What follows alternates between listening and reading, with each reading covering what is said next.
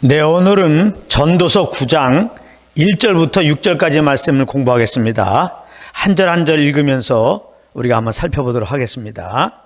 먼저 9장 1절을 보게 되면은 내가 마음을 다하여 이 모든 일을 궁구하며 살펴본즉 의인과 지혜자나 그들의 행하는 일이나 다 하나님의 손에 있으니 사랑을 받을는지 미움을 받을는지 사람이 알지 못하는 것은 모두 그 미래임이니라, 이렇게 말씀하고 있습니다.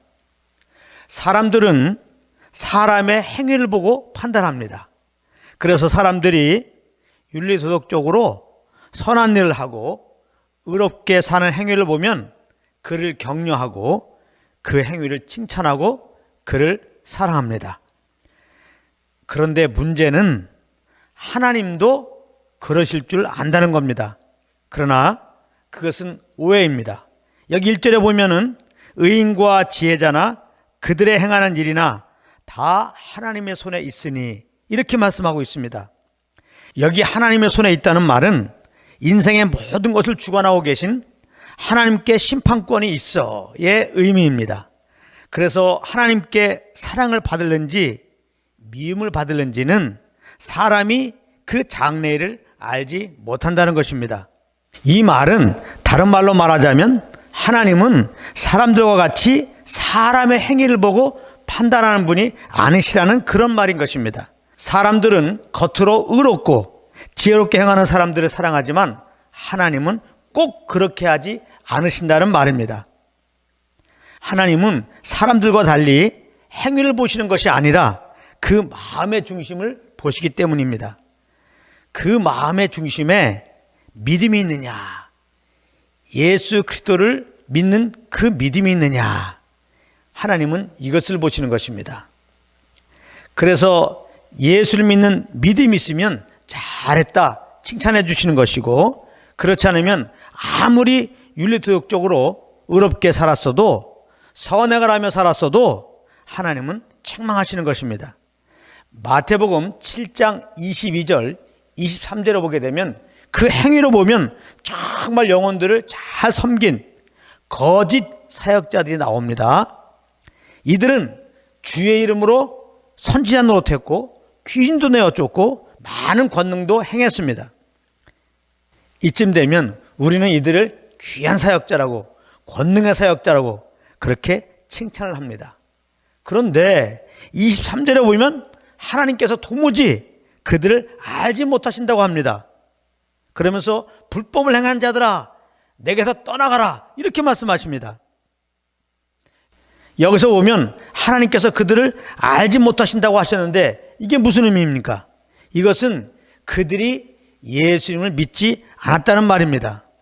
하나님은 믿는 자들은 아신다고 하시면서 받아주시지만 믿지 않는 자들은 알지 못한다고 하시면서 거부하시는 것입니다. 그러면서 하나님은 불법을 행하는 자들아, 이렇게 말씀하셨습니다. 이 말씀은 그러므로 그들이 행한 일은 믿음으로 말미암는 것이 아니라 자기의 의로 행했다는 것입니다.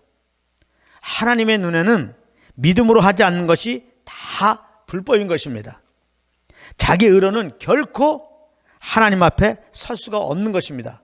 누가복음 18장 9절부터 14절에 보면은 바리새인들과 세리들의 비유가 나오는데, 이것을 통해서도 보면 그 행위가 사람 보기에 칭찬 들을 만했던 바리새인들은 의롭다함을 얻지 못했습니다.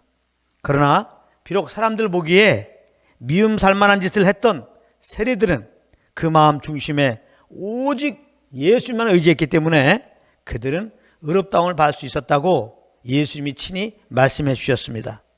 그러므로 우리는 그저 하나님을 위한다고 하면서 내 의로, 내 노력으로, 내 열심으로 그렇게 무엇을 하려고 하는 것을 그쳐야 하는 것입니다. 우리는 먼저 주님의 음성을 들어야 돼요. 그래서 그 십자가의 은혜를 알고 십자가를 통해 나타난 하나님의 사랑을 알아야 되는 것입니다.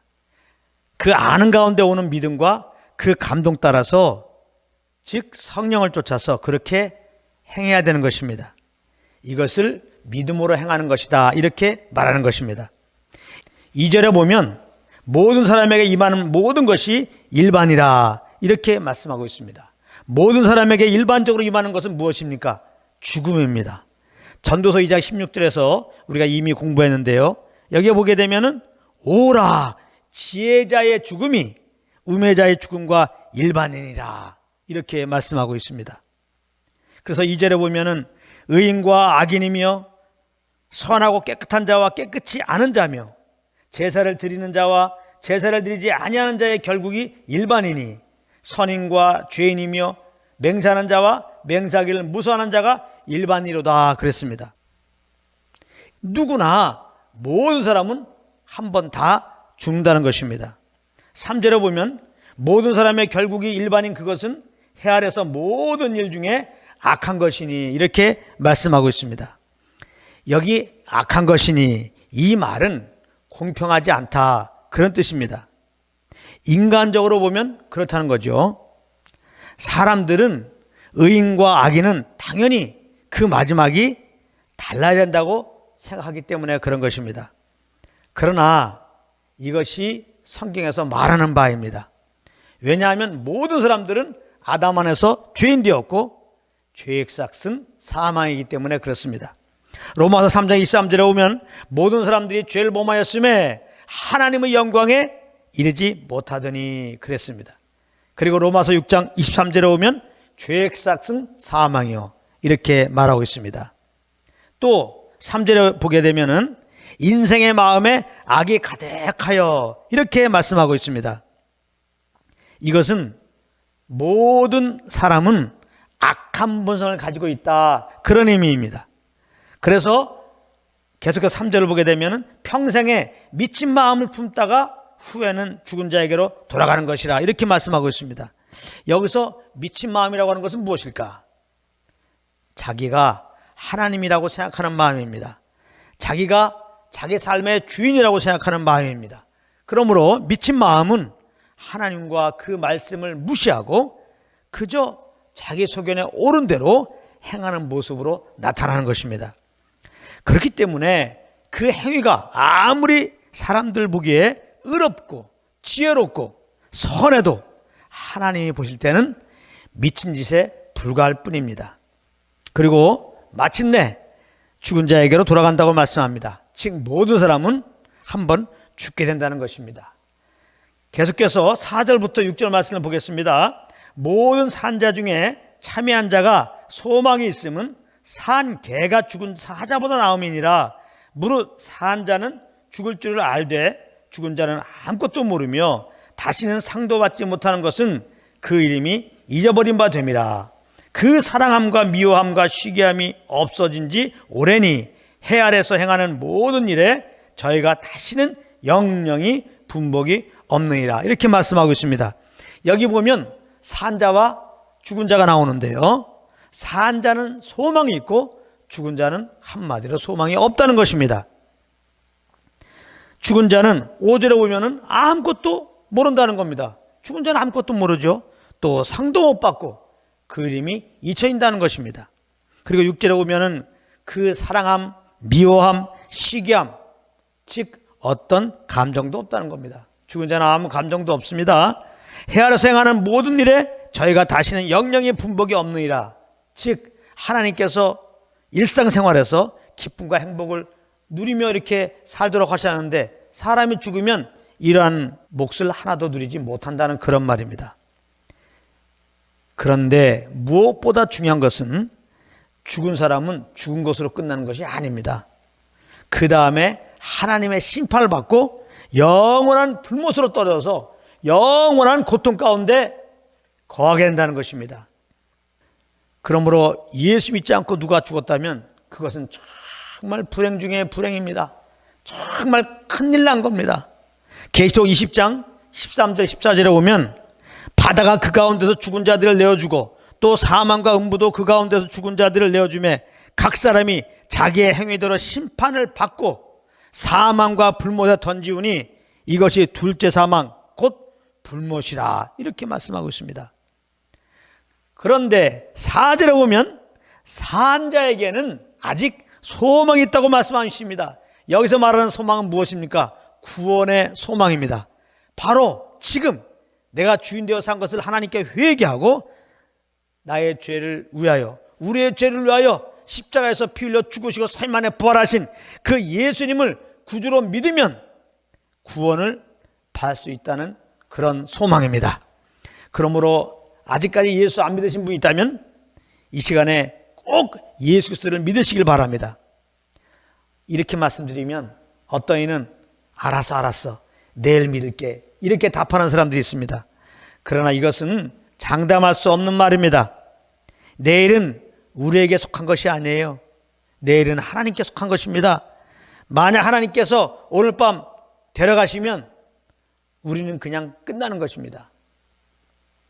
그러므로 오늘 이 복음의 말씀 듣고 마음에 감동이 오시는 분들은 지금 마음에 예수님을 구주로 내 마음의 왕으로 꼭 모시기를 권면합니다. 그리하면 하나님께서 죄 용서하시고 영원한 생명 주시고 우리를 죄에서 구원하시는 것입니다. 하나님의 자녀 삼아 주시는 것입니다. 꼭 그렇게 예수님을 영접하기를 다시 한번 권면드립니다. 그런가 하면 하나님의 은혜로 말미암아 예수 그리스도를 믿고 구원받은 자들은 이제 우리에게는 부활의 소망, 산 소망이 있다는 것을 기억해야 되는 것입니다. 마지막 날 예수님이 이 세상의 만왕의 왕으로 재림하실 때 우리는 영화로운 몸으로 부활되어 가지고 주님을 만나 뵐 것입니다. 그러므로 우리는 항상 성령과 동행하는 자리에 거해야 되는 것입니다. 그래야지 이 부활의 소망 가운데서 항상 구원의 예수님으로 인하여 아버지께 감사하고 하나님께서 우리에게 허락한 영혼들에게 우리 주 예수 그리스도의 복음을 증가할 수 있기 때문입니다. 모쪼록 예수 믿는 우리들 안에 성령 하나님이 항상 계신 것을 인정하고 이분께 귀를 기울여서 정말 주님의 그 십자가의 은혜와 하나님의 사랑을 알고 또 장차 부활되어 주님 만나 소망을 가지고 항상 감사 기쁨으로 주님을 예배하고 그렇게 복음을 증거하며 사신 여러분들 되시기를 예수 이름으로 축복합니다.